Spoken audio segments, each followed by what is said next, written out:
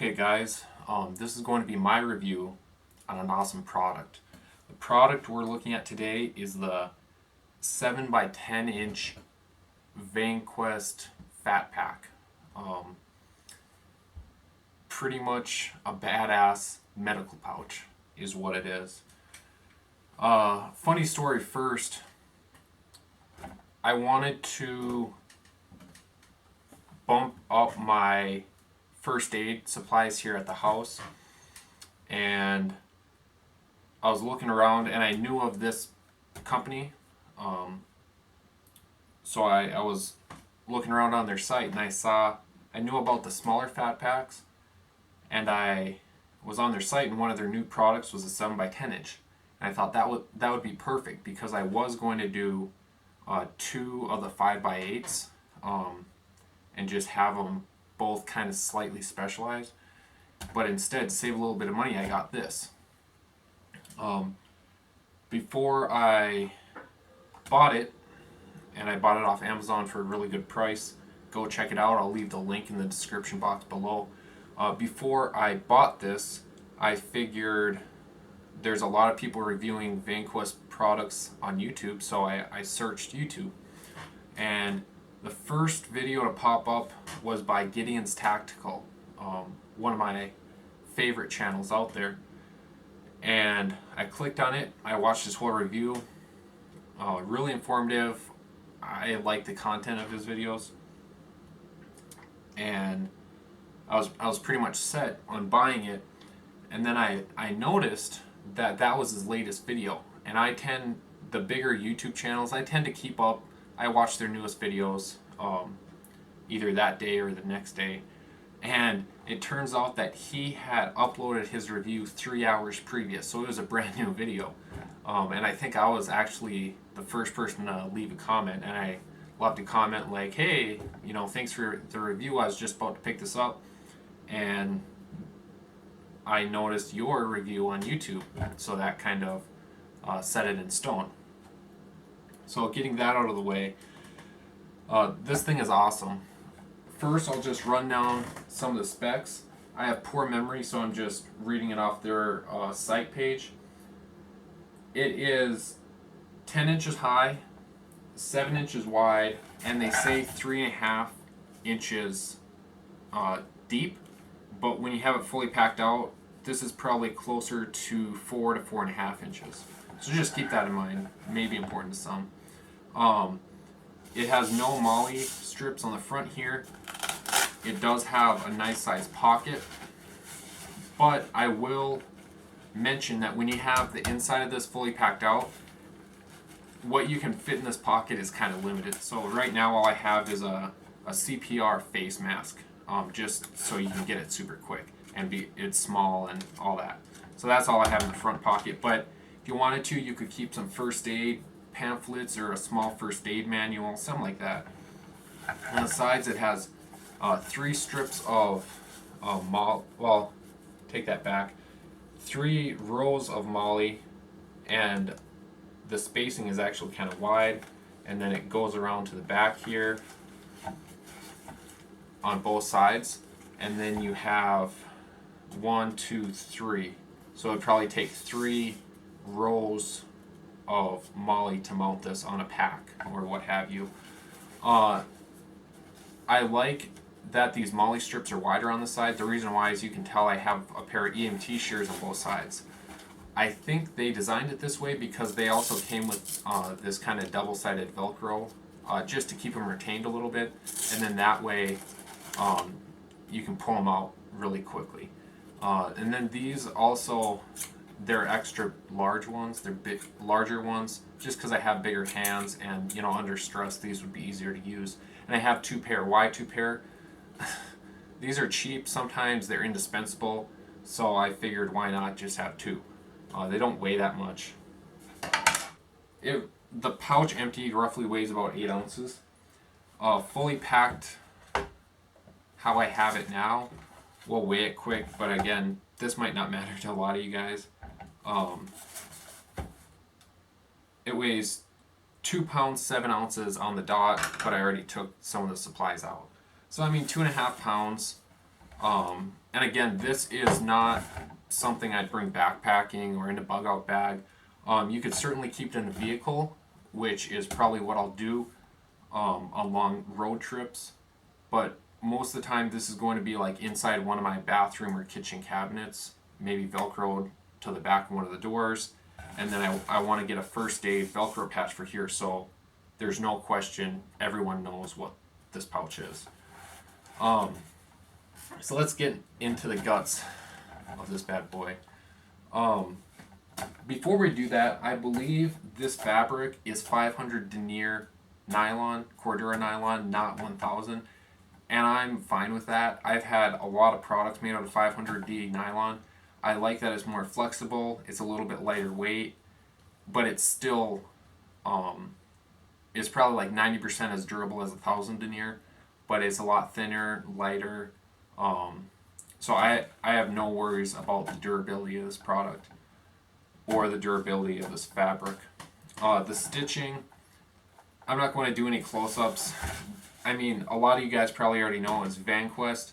They're a newer company. They're tough competition from Expedition. So they're kind of setting the bar high. So, you know, of course, all the stitching is going to be top notch. There might be a loose thread here or there. I really don't care. I want to say I paid around 35 bucks for this. On their site it is 45, but it is available on Amazon for a little bit cheaper. But even for 45 bucks, this is a hell of a deal. So as promised, we'll get in. Before I unzip it, you may notice, and I like this feature, the zippers are put in backwards, so it kind of protects the metal teeth of the zippers a little bit, and it just makes it look a little bit sleeker instead of having coyote tan and then just a black strip going down both sides for a zipper. One, not criticism, but each of these zippers, they do have a little area where you can put a padlock on, but there's nothing that you would really padlock it to. A lot of times you have two zippers that meet up and then you could put a padlock through. But again, this is first aid kit. I don't know. Personally, I'm not going to put a padlock in. I wouldn't really recommend it. But just something to point out, it's kind of weird. But this is probably the only type of zipper they use. So it has a sturdy nylon grab handle. It has a tab back here. Pretty much the concept is you can just take this and rip it down. Before doing this, I will tell you I may have this slightly overloaded. I was doing it off camera before the video, and it does snag up a little bit, but it's still relatively fast. So if this was mounted to a wall or a door, you wouldn't have to hold on to this. But pretty much right at that curve, it snags a little bit, and then it opens up. So there you have it. As you can see, I have a lot of stuff in here. This is not really set up to be a basic first aid kit. This is more severe trauma, bleeding, severe burns, broken and sprained joints, etc., etc. It does have some basics like band-aids and stuff like that, but I will in the future probably get a smaller one of these and load it up with like different antibiotic creams, some extra gauze pads, band-aids, more of a boo-boo kit. But my design process was more of a trauma kit. So, as you can see, it's quite large. The interior pockets are orange, high visibility, I like that. This one has an added feature, it has a flap here to keep small stuff. What I have in there now, which I'll go over, but I have mostly like band-aids and smaller boo-boo kit type stuff. So we'll just start right here. I have some surgical tubing. This is like 2 3-foot pieces of surgical tubing. Multifunctional. You can use it for a lot of stuff. Doesn't weigh anything. It doesn't really take up a lot of space, so I put it in here. Next, just some triple antibiotic ointment. Like I said, I do have some just basic boo-boo type things, but it's mostly set up for bad injuries. Next, I just have a roll of 4-inch gauze. It's sterile, it's packed in here, and there's still air in it. So it's sterile until this plastic is open, mostly for maybe wrapping a burn, maybe packing a wound, let's hope not. In here, and this is removable and reversible, it's attached by Velcro. And then as you notice, there's all these bungees here, and it's really convenient to put longer items and just stack them up, and then at the end you can cinch them tight. In here, it's mostly just Band-Aids. I want to say around 100 Band-Aids total. I have them in these little Ziploc bags, and they don't close all the way, but it's just to kind of keep them organized. So these are small, medium, large, and then I repeated it, but I put a sample of the Band-Aid on the outside of the Ziploc, so that's like a medium-sized Band-Aid, and I wrote 15, so I have 30 of those. I have 20 large ones, and then I have 30 small ones, so about 80 or so Band-Aids. And then like I said, I packed them in these small Ziplocs just to keep them organized. And then that way it protects the paper wrapper a little bit. So all that was kind of more smaller first aid tasks. Okay, now let's get into the more major medical supplies. So right off the bat, right out front is 2 quick clot sponges. And I know some of you guys will tell me quick clot isn't safe to use and blah blah blah. But if you're majorly bleeding and you need coagulant agent, use this now and worry about it later. At least that's my philosophy. I just have 2. I got these on discount. They were a couple bucks a piece, and they have an expiration of 2018, so they're still good for quite a few years. On this side, I have a SWAT T tourniquet. These are multifunctional. I'm not going to take it out of the wrapper, but they are orange, and they have an expiration date of January 2025, so they're good for quite a while. It's pretty much about a 4-inch wide piece of rubber that you use as a tourniquet. You can also wrap head wounds. If you have to attach an ice pack, you can put an ice pack and wrap this around to keep it in place. That's why I chose these, because they're kind of multifunctional.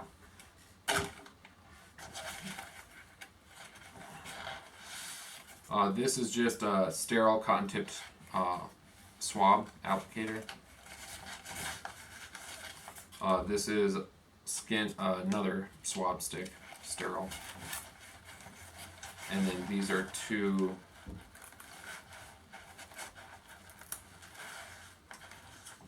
decompressing needles. They're sterile, they're not open. Tension pneumothorax needles, 14 gauge by 3 1/4 inch, and an expiration date of 2020. That's all for that pocket. On this pocket, just some more compressed gauze. Some more compressed gauze. Some more compressed gauze. And that's all. All these are pretty sweet. It's 4 inches by 6 yards of gauze, and then it's vacuum packed, so they're pretty rigid, but they don't take up that much space. And I figured, I might as well throw them in. In the back here, I believe it was designed this way, is a SAM splint. It fits right in the back really easily, and it did bend a little bit, but again, that doesn't matter. This is a brand new one. I have these all around the house, but it's pretty much a piece of flexible aluminum with foam on both sides. You can use it. It's mostly to splint arms, ankles, necks, what have you. So this is called a SAM splint. I'm sure all you guys at least know what these are. In the main pocket, I have 2 packets of Celox hemostatic granules. So this pretty much might not stop bleeding, but it helps to coagulate the blood.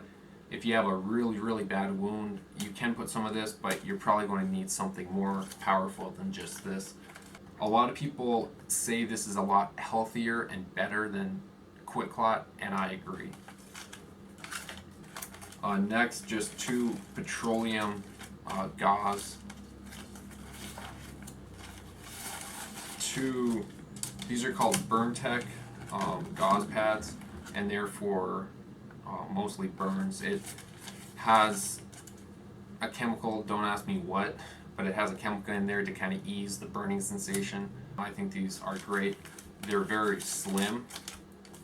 So they don't really take up that much space, so I might as well have them in here. And then in the back, a lot of people know of Israeli bandages, and those are great. These are, if anything, a little bit better. These are called H bandages. It's pretty much the same concept as the Israeli bandage. It pretty much has a big chunk of cotton to soak up a lot of blood, and then it has a long piece of elastic. And then why it's called an H bandage is it has a plastic H secured on top of the center of that absorbent pad. So you pretty much wrap the access around the limb, and you kind of go through one leg and you go back, as opposed to just wrapping it over and over. You're using kind of like a pulley, so you can put lots and lots of direct pressure just on the wound. So instead of cutting off all circulation and putting circular tension on a wound, you're directing most of that pressure straight down on the wound, which is what you want. I have 2 of them in here.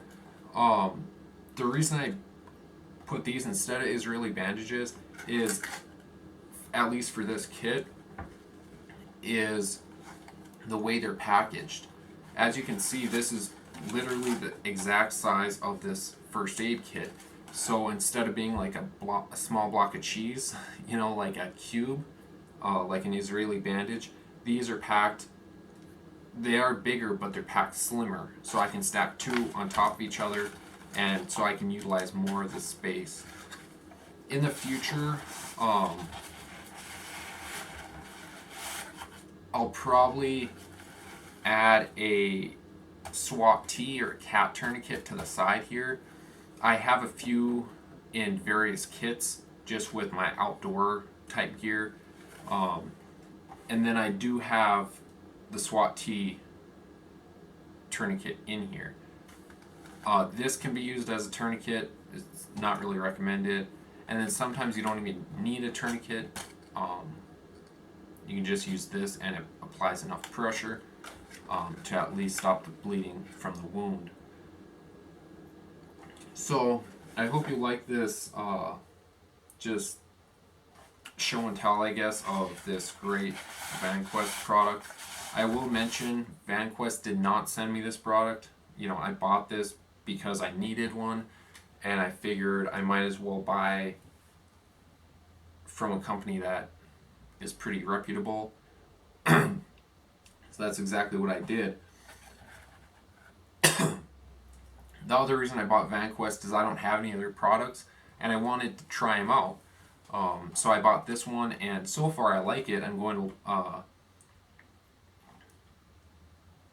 see how it holds up long term, which I'm guessing it will. And then in the future, I plan on buying some of their smaller EDC/organizer pouches. And the Vanquest, that company in general, is, it's pretty cool. It's a pretty cool company. I will say I've tried Maxpedition products, and they work just fine. Unlike a lot of people, I wouldn't say that Vanquest is like leaps and bounds better than Maxpedition. In my opinion, they're pretty equal. I do have a feeling some of the larger companies, the reason that they're touting Vanquest is because Vanquest sent them products and they said, you know, give us a review, and if we like the review, you can keep the product, which like means if you say this thing rocks, then you get to keep the product. Personally, I don't believe in that much. I think it's kind of dishonest, and it strays people's opinions, and it might not allow the consumer to buy the best product for them. But again, I'm getting off on a tangent. But all in all, I think this product is going, so far it has served me quite well. I haven't had this product that long, but I wanted to get a video out on it because it is a newer product, and they might just do a limited run on it. I'm not sure. They might just do a limited run and then quit making it. So if I were you, you know, I wouldn't hesitate. I'd go out, pick one of these up, get yourself a trauma kit, first aid kit, because, you know, all these people, especially guys, but a lot of people, they're like, oh, SHTF, I'm going to buy all these guns and I need ammo and 10,000 rounds of ammo and shit like that. But in all reality, I think it was somebody, James Yeager maybe, or maybe he didn't come up with this slogan, but he said you are more likely to have to use a trauma kit or a FATpack on somebody than you will have to kill them with your concealed carry handgun. So, you know, especially with just some crazy stuff happening out there in the world, lots of angry people committing, you know, horrific crimes. I'm not saying that they should continue to do that, you know, but I will mention, especially a lot of you guys who maybe don't feel that comfortable concealed carrying, which certainly is all right. I mean, if you don't feel comfortable carrying a means of self-protection, I mean, that's more of a personal issue, personal obstacle. But you know, for sure, if you have, especially if you're a college kid, and again, I'm not giving medical advice or anything, I know there's different laws and stuff like that, but especially if you're a college kid, keeping one of these in your car, in the trunk, in your passenger seat, if some type of, I'll call it bad event, does happen, you might be able to save some people's lives. And I don't mean by, you know, I'm not saying be like John Rambo or whatever, but by being able to give them at least some minor medical attention until professionals arrive, there's a chance you could certainly save their life by not firing a single round. But again, that's another tangent. Just something to keep in mind when it comes to medical gear, because I spent quite a bit of money on medical supplies, but I don't view it as a waste of money, because, you know, if you, I can put it another way too, if you own 10 AR-15s or 10 guns in general, you know, which, you know, hooray for you, you know, I want everybody to own at least one type of firearm or another, or at least keep it in their household. But if you have 10 or 15, or to some people those are small numbers, and you have zero medical and trauma kits, dude, you gotta rethink your priorities. Because if you expect to go to battle with like all these marauders or whatever you want to call them, and you don't expect to be shot in the process, you're delusional. And, you know, especially if it's a bad event, you probably won't be able to just run to the hospital or call an ambulance up and get ran to the hospital. Everybody that owns at least one gun in their house needs at least one trauma kit. If you own a selection of guns, you should have a selection of trauma kits. I would go as far as to say for each gun you own, have a trauma kit. Have one in your bathroom, have one in your car, in each car you own. Maybe keep one at work. Maybe keep one in your everyday carry bag when you're out backpacking, hiking, stuff like that. Make some smaller ones, take them with you. Having a kit that's full of medical gear beforehand just makes that task a lot easier. And especially if you have young kids or a small family or a family of any size living with you, I would recommend building one of these. Not an individual first aid kit. You know, you always hear that term, an IFAK. I keep this on my chest rig, you know, and stuff like that. But they fail to have a larger, more comprehensive kit in their house. A lot of the stuff in here is duplicated, and the reason why is this is designed for 2 people. If you had a really, really big family, you know, I'd recommend having a few of these or making some type of bin or bag that has lots of compression bandages, lots of tourniquets, quick clot, C-locks, whatever. Because especially if you have young kids or middle-aged kids or high schoolers, you know, especially keep one in your car, you know, if they're playing full contact sports, stuff like that, which I'm all for, it's easy for them to sprain a joint, gash their knee, gash their leg, they're bleeding, and it might not be life or death. But instead of panicking and throwing them in the car and rushing to the hospital, you can have a calm head. Like, okay, come over here, put some hemostatic agent on it. We'll hold this compression bandage on it while you hold that. I'll do this. You know, we'll leave on this note. Don't take anything I said as medical advice. I'm not medical professional by any means. You know, and this is only an instructional video. It was actually a review on this great product by Vanquest. Hope you like this video, hope you like this content. If you like this video, make sure to click that subscribe button below the video if you haven't already. Like this video. Feel free to leave a comment. But until next time, hope you like this video, hope you like this content. Steve, signing out.